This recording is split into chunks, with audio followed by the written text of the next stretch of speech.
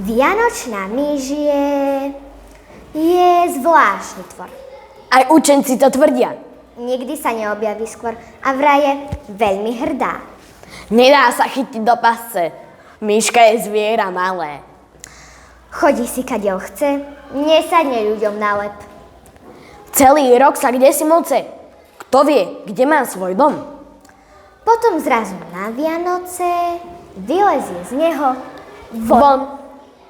Tak z vianočného pečiva najlepší kúsok zmizne.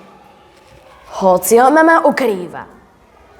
Kto si to potom zlízne? A všetci tvrdia spoločne: Ja som to nebol, mama, boli to myšky vianočné. Uvidíš to raz sama. Druhý raz zmizlo niekomu srdiečko z marcipánu. Spôsobilo to pohromu. Niektorí možno klamú. Kristián zvolal úprimne. To predsa nie je ihla. Tuším sa v noci popri mne vianočná myška myhla. Do tretice sa z jedličky ozdobenej guľami stratili mnohé vecičky. A mytláš od mami. A veľká kričí úprimne: Kedy by som to stihla? Tuším sa v noci popri mne vianočná myška myhla. V tom chlapci z otcov zvolali: Všetci sme na ne krátki. To myšky všetko spapkali. A práve keď sú sviatky.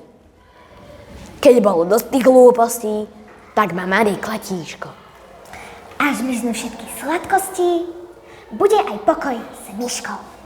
Skutočne, Myške stačilo, že ten náš stromček husto, zdobený sladkým pečivom, odrazu veľmi. spustol.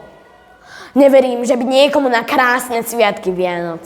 Neprišla myška do domu a nezostala na noc. Také sú nás pomery. Aj to sa stáva. Môžete nám veriť, neveriť. Necháme to Na vás!